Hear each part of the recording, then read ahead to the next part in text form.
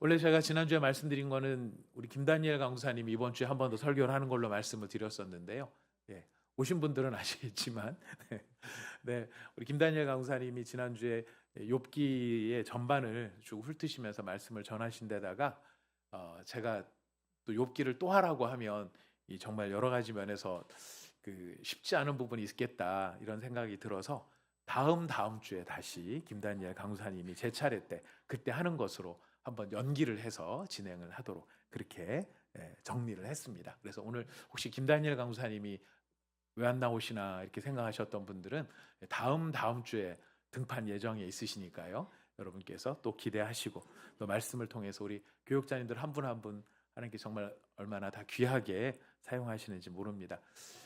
김다니엘 강사님을 편애하는 게 아니고 본인이 원해서 한 번 더 쓰는 거니까 여러분들께서 이해해 주시면 되시겠습니다. 자, 욥기는 그 다양한 이야기들이 있지만 긴 이야기지만 사실 거기에 흐르는 중심적 주제와 사실 교훈적 메시지는 하나로 정리가 되어 있습니다. 그래서 사실 욥기를 어디를 보더라도 결론적으로 돌아가면은 또 하나님의 그 무한하신 사랑 속에 우리가 서게 되는데, 우리가 지난주에 욥기 21장을 저희 설교를 말씀을 들었습니다마는 오늘은 욥기 19장의 말씀을 가지고 생각을 할 것입니다. 그럼에도 불구하고 비슷한 결이 있을 수밖에 없다는 것 미리 또 우리가 또 생각하면서 중요한 말씀이니까 하나님께서 우리에게 더 듣게 하시는구나 이렇게 또 우리가 마음을 생각할 수 있겠습니다. 여러분, 지금 욥은 고난에 당한 이야기죠. 사람이 고난 당하는 것, 어려움을 당하는 것입니다. 어려움을 당하면 가장 먼저 묻게 되는 것은 본능적으로 다음 세 가지 질문이 아닌가 싶습니다. 왜 이런 일이 내게 일어났을까라는 것이고요. 또 하나는 내가 뭘 잘못했지? 라는 생각이고, 그러다가 눈이 하나님께로 가죠. 하나님은 왜 나를 이렇게 내버려 두시는가? 이런 질문들을 하게 됩니다. 이런 질문을 하는 이유는 뭘까요? 적어도 이유를 우리가 묻고 싶어, 이유를 알고 싶어 합니다. 이유를 안다고 사실 뭐 크게 위로가 될까 싶기도 합니다만은 그래도 원인을 알면 조금 더 견디기 쉽지 않을까라는 생각을 하게 됩니다. 만약 내가 당하는 고난이 이런 이유 때문에 당하는 거다, 그러면 뭔가 생각과 사고를 좀 키워나갈 수 있지 않을까라는 생각을 하게 됩니다. 욥도 마찬가지입니다. 우리는 욥의 처지를 입체적으로 잘 알고 있습니다. 욥기 1장 2장에서 벌어졌던 천상회의도 우리는 봤고요. 그리고 또 하나님께서 어떤 의도로 지금 이런 상황들을 전개해 나가시는지를 우리는 사실 너무 잘 알고 있습니다.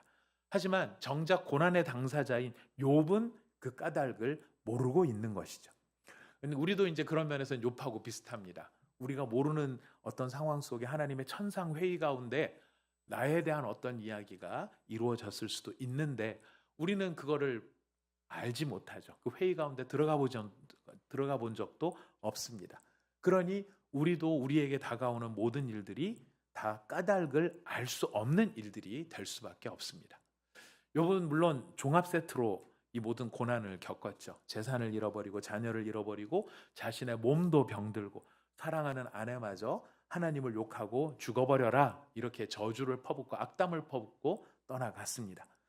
이런데 마침내 친구들이 찾아옵니다. 처음에 그 친구들은 좋았습니다. 욥의 비참한 모습을 보고 멀리서부터 소리 높여 울었고요. 자신들의 옷을 찢고 티끌을 날렸습니다. 그리고 7일 밤낮 동안 아무 말도 하지 못하고 욥 곁에 앉아 있었습니다. 그때까지는 친구들이었습니다. 문제는 뭘까요? 입이 늘 말이 늘 문제인 것 같아요. 입을 열기 시작하면서 상황은 어려워집니다. 입을 열기 시작하면서부터 그들은 위로자가 아니라 논쟁자가 됩니다. 욥의 고난을 해석하고요. 욥의 삶을 진단하고요. 욥의 죄를 추론합니다. 그리고 점점 더 확신에 찬 어조로 이야기합니다. 욥아, 하나님은 의로우신 분이야. 그러므로 네가 이렇게 고난받는 건 반드시 너한테 무슨 이유가 있을 거야. 네가 인정하지 않고 있는데 틀림없이 너 숨은 죄가 있을 거야. 그러니 회개해. 네가 회개한다면 하나님이 회복시키실 거야. 여러분, 틀린 말입니까? 틀린 말입니까? 아니요, 틀린 말 아닙니다. 아주 명확하게 옳은 말입니다. 하나님은 의로우시고 죄에는 심판이 따르고 회개는 참으로 중요합니다. 근데 문제는 무엇입니까? 그들의 친구들의 말 안에, 친구들의 말이 문제가 되는 건 무엇입니까? 논리가 틀린 게 문제가 되는 게 아니라 그 친구들의 말 속에는 욥이 없습니다. 그들의 말 속에는 욥을 향한 사랑이 없습니다. 고난당하는 한 떨리는 인간의 숨소리가 들리지 않는 것이죠. 사랑하는 자녀들을 묻은 아버지의 가슴이 그들에게는 느껴지지 않는 것입니다. 몸이 무너지고 관계가 무너지고 하나님마저 멀게 느껴지는 한 사람의 영혼이 그들의 논쟁 속에는 들어있지 않은 것이죠. 욥이 답답한 부분은 이 부분입니다. 그들의 말이 틀려서, 그들의 말이 차가워서, 그들의 말이 틀려서가 아니라 그들의 말이 너무 차가운 것입니다. 자신의 처지는 너무 절박한데, 그리고 하나님마저도 뭐라고 말씀해주고 계시지 않는데 친구들이 마치 하나님의 대변인인 것처럼 자기에게 판결문을 들이대고 있는 모양새인 것이죠. 하나님의 대변인이 아니라 사실 어떻게 보면 자신들이 하나님인 것처럼 보이는 그런 모습입니다. 여러분, 그래서 욥은 이렇게 말합니다. 본문 1절과 2절, 19장 1절 2절 같이 읽어보겠습니다. 시작. 욥이 대답하여 이르되 너희가 내 마음을 괴롭히며 말로 나를 짓부수기를 어느 때까지 하겠느냐. 너희가 10번이나 나를 학대하고도 부끄러워 아니하는구나. 욥이 말합니다. 너희가 내 마음을 괴롭히고 말로 자기를 어떻게 한다고요? 짓부수고 있다라는 거예요. 너희가 내 마음을 괴롭히는데 내 말로 나를 아주 그냥 짓이기고 있다는 것입니다. 절구공이 안에 넣고 아주 그냥 욥을 마늘 다디듯이 막 그렇게 다져버리고 있는 것입니다. 친구들은 물리적으로 칼을 뺀 적이 없습니다. 주먹으로 욥을 때렸던 적도 없습니다. 근데 욥은 뭐라고 말하냐면 나는 지금 짓이김을 당하고 있다. 왜일까요? 사랑하는 여러분, 말이 사랑으로부터 출발하지 않으면 말은 사람을 살리는 도구가 아니라 말은 사람을 짓누르는 도구가 됩니다. 우리의 마음에서 사랑으로부터, 사랑의 동기로부터 하지 않는 말은요, 아무리 그럴듯하게 포장을 한다 하더라도 듣는 사람에게는 그것이 자기를 찌르고 자기를 베고 자기를 절구공이 안에 넣고 자근자근 정말 다지는 그런 모습이 되는 것이죠. 친구들은 욥의 고난을 설명하려고 합니다. 친구들이 욥의 고난을 설명해 주려고 하는 거예요. 하지만 욥은 설명을 받기 이전에 먼저 사실은 품어줘야 되는 사람입니다. 욥의 상태를 해석해 주는 것이 중요하겠지만 욥에게는 해석 이전에 먼저 사랑이 필요한 사람이었습니다. 근데 고난의 자리에 있는 사람에게 우리가 정말 사랑을 베풀고 손을 잡아주고 그들을 위해 눈물을 흘리기보다는 우리는 어떻게든지 뭔가 답을 주고 싶어하는 때가 있는 것이 아닌가 생각이 들어요. 친구들이 바로 이런 모습이었다는 거죠. 그런데 이런 것이 욥한테는 차가운 말, 정말 욥이 나한테 정말 이 친구들이 나한테 진짜 중요한 말을 해주는구나 이런 게 아니라 느낌이 오는 거죠. 그들의 말이 얼마나 겨울비 같은 말인지, 얼마나 겨울비같이 차가운 말인지. 그러니 10번이나 나를 학대하고도 부끄러워 아니하는구나. 10번은 정확히 숫자의 10번이 아니죠. 수없이 반복되고 있다는 것입니다. 한 번 스쳐가는 아픈 말이 아니라 욥의 상처를 벌리고 거기에 소금을 뿌리고 거기다가 손가락을 집어넣어서 후비고 있는 그런 말. 그들은 계속 말합니다. 욥, 네가 잘못했다. 욥, 하나님이 너를 치는 데는 이유가 있다. 욥, 너만 인정하지 않고 있다. 빨리 인정해라 라고 이야기하는 것입니다. 여러분, 우리들도 저도 그런 모습이 있는 것은 아닌지 이런 참 말씀을 통해서 스스로를 살펴보게 되고 말씀을 거울로 생각해 보게 됩니다. 우리가 참 냉소적으로 하는 표현이 돼서 그렇지 사실 이런 말은 틀린 말은 아닙니다. 기도해보자. 믿음으로 이겨내야지. 하나님이 다 뜻이 있을 거야. 분명 우리 자신을 돌아볼 필요가 있지 않을까? 틀린 말입니까? 맞는 말입니까? 맞는 말이잖아요. 틀린 말 아니잖아요. 기도해야죠. 기도 안 합니까? 기도해보자는 말이 맞는 말이죠. 예. 근데 왜 그걸 냉소적으로 말하나요? 왜 그걸 쉽게 기도가 부족해서 그래 뭐 이런 식으로 표현하는 거 틀린. 여러분 그거 그렇게 함부로 단정적으로 우리가 묘사해서는 안 됩니다. 분명히 우리가 기도해 봐야 될 부분이 있고 믿음으로 이겨내야 될 부분이 있고요. 하나님이 뜻이 있어서 하시는 일이 분명히 맞는 거예요. 하지만 뭐가 문제냐면 사랑의 순서가 틀리면 맞는 말도 틀린 말처럼 들린다라는 것이. 사랑의 순서가 틀리면. 우리는 예수님은 상황 갈 때도 꺾지 아니하시고 꺼져가는 심지도 끄지 않는 분이다. 너무 잘 알잖아요. 근데 가끔 그래요. 진짜 이 말씀을 보면서 반성을 하게 되는 게 상황 갈 때 앞에서 너 왜 그렇게 약하냐? 이런 모습이 아닌지. 꺼져가는 심지 앞에서 너 왜 그리 불이 그것밖에는 안 되냐? 이렇게 말하는 것들. 이런 것이 욥을 짓누르고 있는 말이라는 것입니다. 그래서 욥은 친구들의 말이 차갑다, 너무 차갑다, 너무 아프다. 여기서 끝나지 않습니다.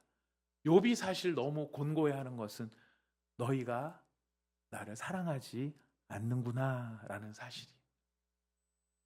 옳은 말은 하고 있지만, 그럴듯한 말은 하고 있지만 그것이 사랑에서 출발한 것은 아닌 것 같다.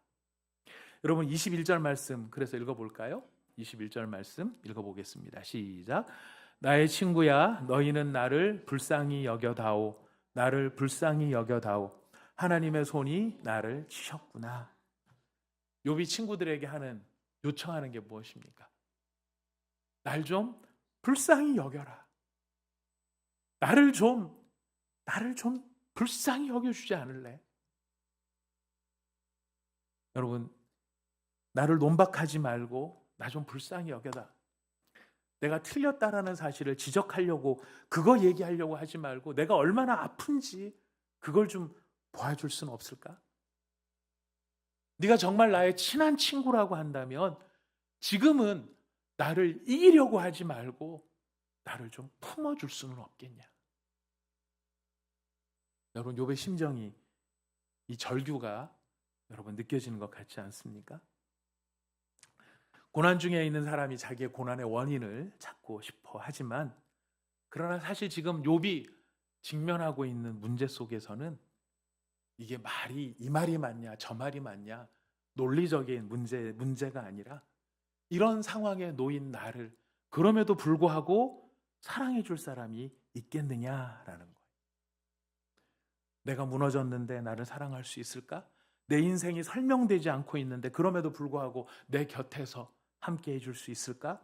내가 지금 어떤 유익도 줄 수 없는 형편이지만 그럼에도 불구하고 나를 친구라고 불러줄 수 있을까? 사실 욥이 친구들에게 이야기하는 것은 바로 이런 질문이 담겨 있는 것이죠. 욥은 모든 관계가 끊어진 속에서도 사실은 깊은 사랑을 갈구하고 있는 것을 느끼게 됩니다. 우리 13절 말씀부터 19절 말씀까지 한번 같이 읽어보도록 할까요? 19장 13절 말씀부터 19절까지입니다. 시작. 나의 형제들이 나를 멀리 떠나게 하시니 나를 아는 모든 사람이 내게 낯선 사람이 되었구나. 내 친척은 나를 버렸으며 가까운 친구들은 나를 잊었구나. 내 집에 머물러 사는 자와 내 여종들은 나를 낯선 사람으로 여기니 내가 그들 앞에서 타국 사람이 되었구나. 내가 내 종을 불러도 대답하지 아니하니 네 입으로 그에게 간청하여야 하겠구나. 내 아내도 내 숨결을 싫어하며 내 허리와 자식들도 나를 가련하게 여기는구나. 어린 아이들까지도 나를 업신여기고 내가 일어나면 나를 조롱하는구나. 나의 가까운 친구들이 나를 미워하며 내가 사랑하는 사람들이 돌이켜 나의 원수가 되었구나. 한 절 한 절 여러분 음미해 보시면은요 너무 아픈 말이에요. 욥은 단지 그냥 혼자가 된 게 아닙니다. 그가 알고 있었던 자신의 세계 모든 세계가 욥을 향하여 등을 돌려버린 상황입니다. 하나님이 사탄에게 허락하셨던 게 있으셨죠. 그의 생명만 상하지 말게 하라.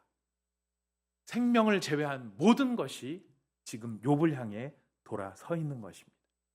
형제가 떠났고 친척이 잊었고 집안 사람들을 외인 취급하고 종조차도 멸시하고 아내는 진작 떠나갔습니다. 여러분, 자신이 가장 사랑하던 사람들이 자신의 원수처럼 되어버린 상황인 것이죠. 욥이 겪는 고난 가운데 재산의 상실, 자녀의 죽음, 육체의 질병 어느 하나라도 쉬운 건 없습니다만, 그러나 욥이 직면하는 가장 큰 고통은 자신이 의지하고 기대했던 모든 사랑의 관계가 이제는 무너져 버렸다라는 것이죠. 고난 속에 철저히 혼자 된 자기 자신인 것입니다. 욥이 그걸 겪고 있습니다. 여러분, 욥이 존경받는 사람이었습니까? 평소에 따돌림 당하는 사람이었습니까? 어떻게 아세요? 앞에 나와요. 네. 욥을 잘 읽으셨네요. 네, 잘하셨습니다. 욥은 의로운 사람이었고 부유한 사람이었고 지혜로운 사람이었고 많은 사람들에게 도움을 주는 사람으로 여겨졌습니다. 자, 그랬던 욥이 어떻게 됩니까? 어떤 취급을 당합니까? 모든 사람이 욥에게서 물러난 것입니다. 욥이 이런 생각하지 않았을까요? 나를 사랑한 게 나를 나로서 사랑한 것일까? 아니면 나한테 뭔가 얻을 게 있으니까 나를 사랑하는 척 했던 것일까? 여러분, 제가 오늘 이 본문 말씀을 생각하면서 사랑이라는 주제를 여기서 가지고 온 이유는 욥기 전체의 가장 중요한 주제가 사랑이기 때문에 그렇습니다.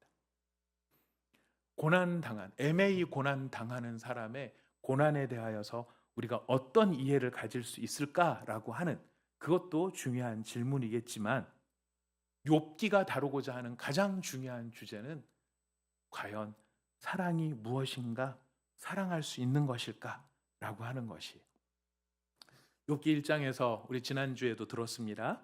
사탄이 하나님한테 욥을 시비 걸면서 했던 가장 중요한 주장 무엇인지 아실 것입니다. 어찌 까닭 없이 하나님을 경외하리이까? 욥이 하나님을 사랑하는 데는 이유가 있다 없다? 네. 사탄의 이야기입니다. 사탄이 하는 이야기예요. 욥이 하나님을 사랑하는 데는 분명히 이유가 있다라는 것이. 근데 하나님이 지금 욥을 자랑하는 것은 욥이 나를 사랑하는 데는 이유가 없다라는 거죠. 사탄의 가장 중요한 사탄스러운 특징이 무엇인지 여러분 이 본문을 통해서 느낄 수 있습니다. 사탄은 사랑을 믿지 않습니다.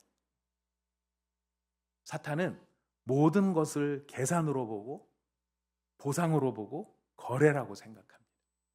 하나님을 경외하는 것도 계산이고 하나님을 높이는 것도 보상심리고 하나님을 믿는 믿음도 사실은 거래입니다. 이렇게 말하는 게 사탄이에요. 사탄은 사랑을 믿지 않습니다. 그러나 하나님은 욥을 자랑하십니다. 왜 자랑하십니까? 욥이 나를 사랑하는 데는 거래도 아니고 보상도 아니고 그냥 욥이 나를 사랑하는 데는 이유가 없다. 여러분, 이게 왜 중요한지, 왜 하나님께서 이런 욥의 사랑을 자랑하고 싶었을지 여러분 기억하실 것입니다. 욥기 전체의 시작은요, 사탄이 시작한 게 아닙니다. 여러분 잘 보셔야 됩니다. 욥의 모든 이 욥기의 이 모든 이야기의 시작은요, 하나님 때문에 벌어진 일이에요. 하나님 뭐라고 했길래요? 자랑하기 시작한 게 하나님이시거든요. 사탄이 와서 먼저 욥을 시비 건 게 아니고 하나님이 자랑하니까 욥이 시비를 건 거예요.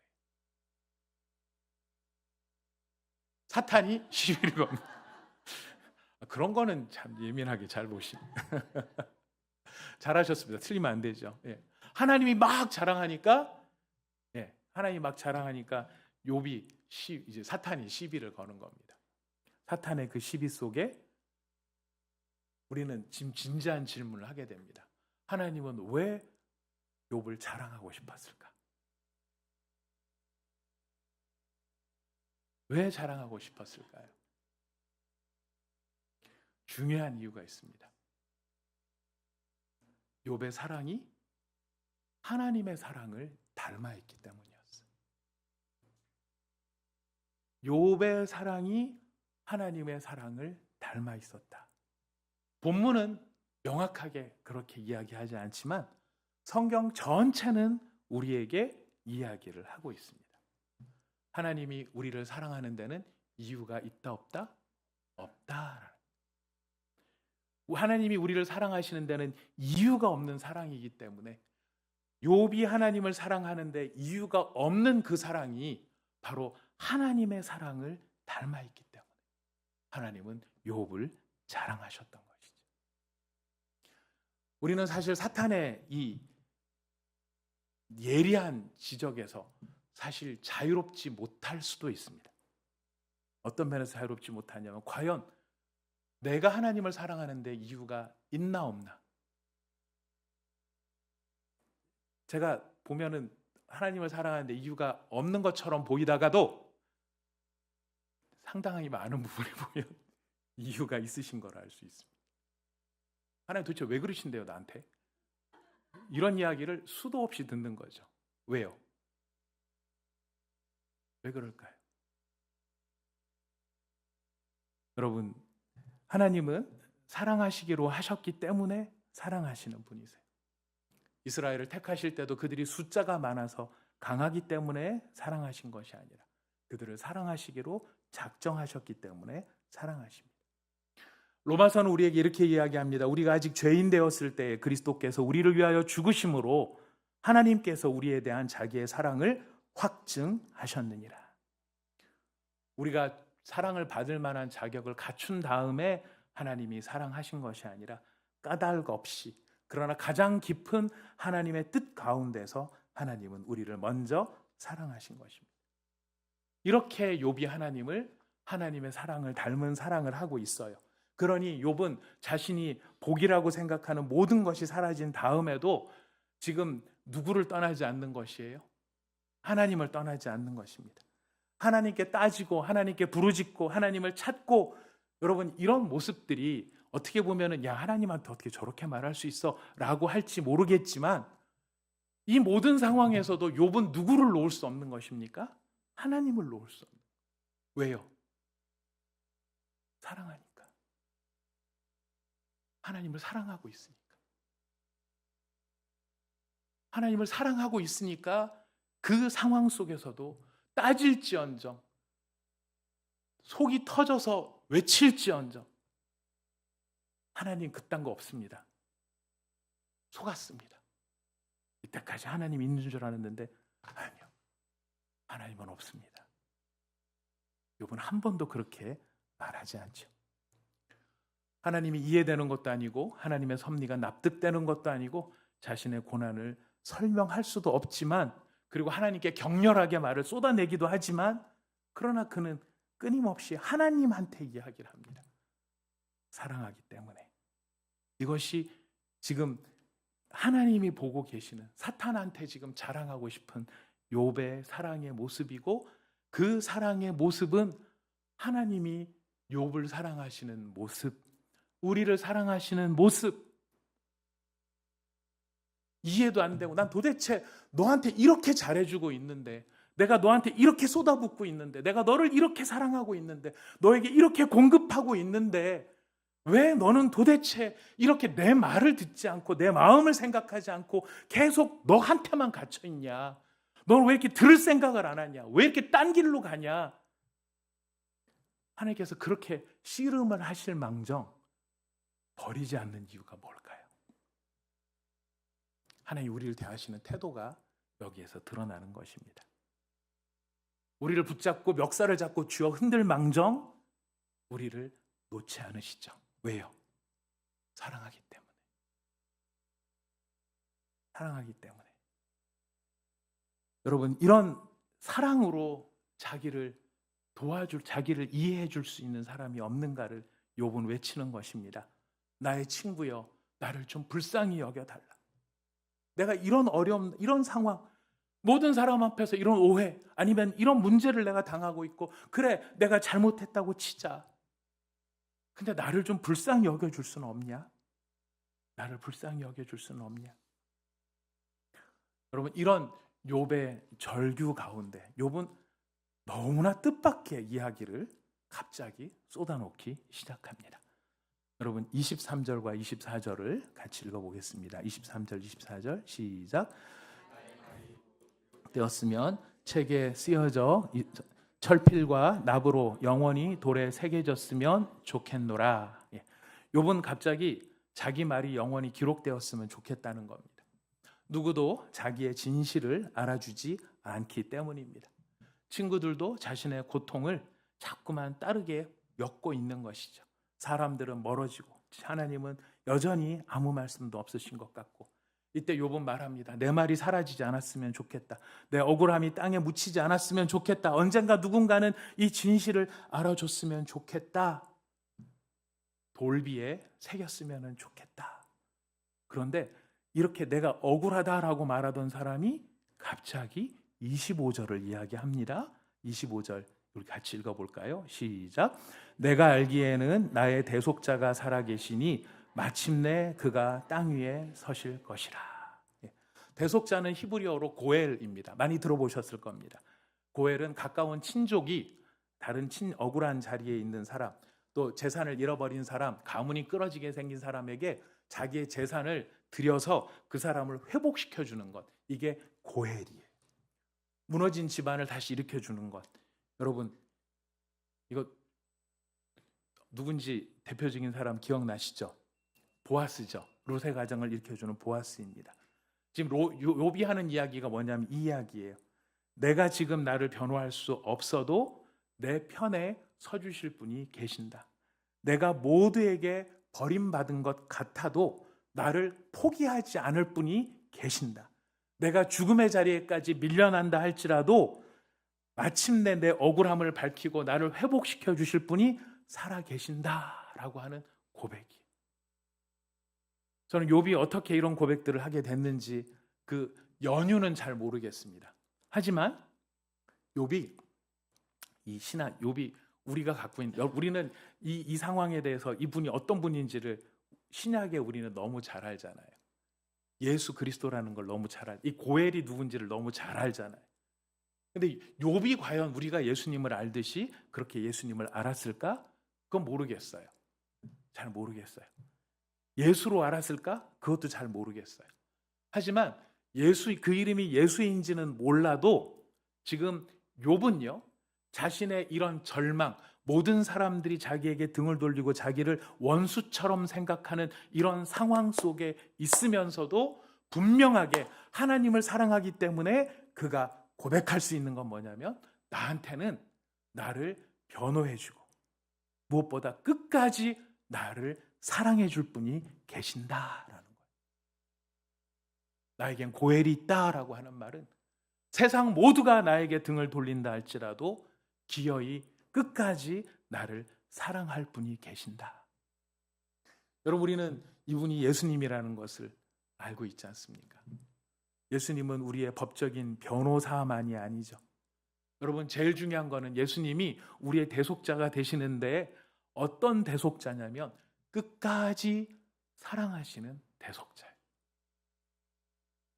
예수님이 우리를 사랑하시는 대속자인데 끝까지 사랑하신다. 요한복음 13장이 그 이야기를 하고 있지 않습니까? 세상에 있는 자기 사람들을 사랑하시되 어떻게 사랑하셨다고요? 끝까지. 여러분, 끝까지 사랑받는 사랑을 해보신 적이 있으십니까? 누군가를 끝까지 사랑해 보신 적이 있으십니까? 누군가가 나를 끝까지 사랑하는 그런 경험을 받아보신 적이 있으십니까? 아름다울 때만 사랑하는 것도 아니고, 쓸모 있을 때만 사랑하는 것도 아니고, 흔들리지 않을 때만 사랑하는 것도 아니고, 죄 가운데 있을 때도 사랑하고, 내가 하나님을 밀어낼 때도 사랑하고, 내가 무너져서 정말 어떻게 마음에는 오직 독침밖에는 없는데 주님은 그 독침을 무릅쓰고 우리를 향해 다가오시는 것이죠. 친구들이 욥을 둘러싸고 네가 잘못했다, 다 이건 네 잘못이다, 이거는 자업자득이다, 너는 뻔뻔하기까지 하다, 잘못도 인정 안 하고 고집만 세고 이 나쁜 놈, 이럴 때에 욥은 경험을 하는 거죠. 예수님은 대속자가 내 곁에 계신다는 것을. 사람들이 병자를 더럽다고 생각하며 냄새나고 그 피고름이 나한테 튈까 봐 다 그를 밀어낼 때 예수님은 그 몸에 손을 대셨습니다. 모두가 간음하다가 잡힌 여자를 돌로 쳐 죽여야 된다라고 돌을 들고 있을 때 예수님은 그 여인을 정죄의 원에서 벗어나게 하셨습니다. 베드로가 3번이나 예수님을 부인했을 때 부활하신 예수님은 그를 폐기하지 아니하시고 네가 나를 사랑하느냐고 3번이나 물으심으로써 다시 그를 불러주셨습니다. 사랑하는 여러분, 무엇을 이야기하고 싶은 것일까요? 욥기가 왜 사랑의 이야기입니까? 욥은 지금 물어보는 것입니다. 과연 이런 상황에서 나를 끝까지 사랑해 줄 분이 있을까? 모든 사람이 다 내게 등을 돌린 이 상황 속에서 그럼에도 불구하고 나를 사랑해 줄 사람이 있을까? 복음은 대답합니다. 있다! 있다! 그분이 바로 예수 그리스도시다. 우리의 소망이 왜 예수입니까? 우리 예수 떠나면, 여러분, 예수님한테서 만족 못 얻으면은요, 우리는 어디에서도 누구한테서도 만족을 못 얻어요. 우리가 예수님한테서 답을 얻지 못하면 누구를 붙잡고 물어봐도 답 얻을 수 없습니다. 예수님을 우리가 그렇게, 예수님이 우리의 답이 되시는 유일한 이유는 바로 욥이 이 막다른 상황에서 그가 마침내 깨닫게 되어진 아름다운 진리의 말씀, 나의 대속자가 살아계신다. 나의 대속자가 살아계신다. 무슨 말일까요? 세상이 나를 버려도 나는 사랑받고 있다라는 거예요. 하나님, 내가 왜 이 고난을 당하는지도 모르겠고 이 고난이 무슨 의미가 있는지도 모르겠고 이 일이 앞으로 어떻게 풀릴지 모르겠지만 욥이 갖고 있는 한 가지는 그럼에도 불구하고 나는 사랑받고 있다라는, 나를 끝까지 아시는 분이 있다. 나를 버리지 않는 분이 계신다. 사람들이 떠나도 주님은 나를 떠나지 않으신다. 여러분, 이 고백이 믿음의 고백이라는 사실이 26절과 27절에 이어지고 있습니다. 같이 읽어보겠습니다. 26절, 27절 시작. 내 가죽이 벗김을 당한 뒤에도 내가 육체 밖에서 하나님을 보리라.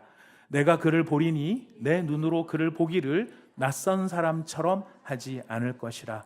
내 마음이 초조하구나. 욥의 궁극적인 소망이 무엇입니까?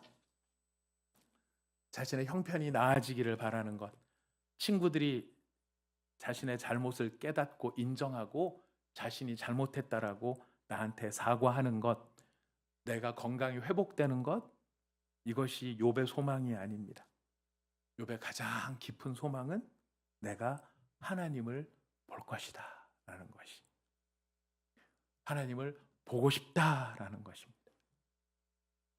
왜 하나님을 보고 싶을까요? 여러 가지 이유가 있겠죠.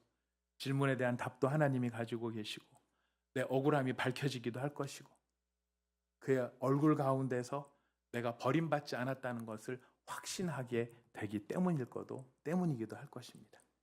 하지만 저는 이 본문을 묵상을 하면서 지금 욥의 이 이야기 가운데 욥이 하나님에 대해서 막 많은 이야기를 하는데 지금 답답한 게 뭐냐면 내가 평소에 알던 하나님하고 다르다라는 거예요.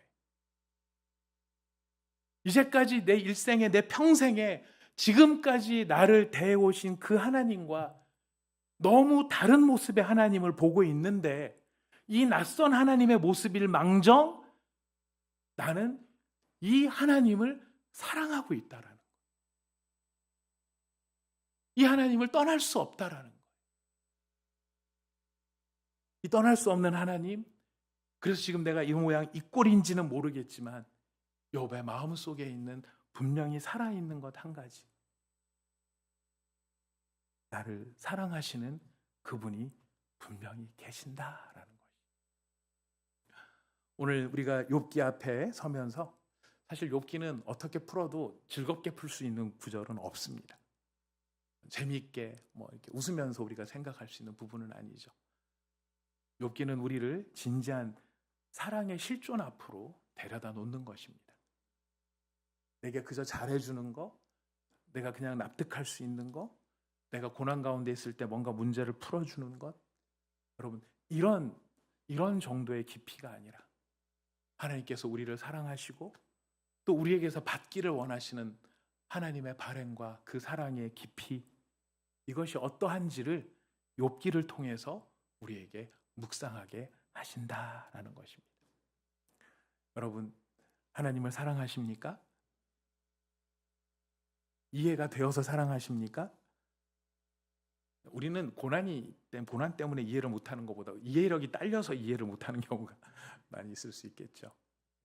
그럼에도 불구하고 우리는 하나님의 진지한 질문 앞에 서게 되는 것입니다. 마치 예수님께서 베드로한테 물어보셨던 것처럼 우리가 어쩌면 그런 질문 앞에 서 있는지도 모르겠습니다. 네가 나를 사랑하느냐? 이 모든 것보다 네가 나를 사랑하느냐? 이 사람들보다 나를 더 사랑하느냐? 여러분, 그 사랑의 깊이와 넓이와 높이를 우리가 다 헤아리지는 못하겠지만 우리 하나님께서 우리에게 이런 사랑을 베풀고 계시기에 우리도 하나님 앞에 이러한 사랑을 조금이라도 드릴 수 있는 저와 여러분이 되실 수 있기를 바라겠습니다.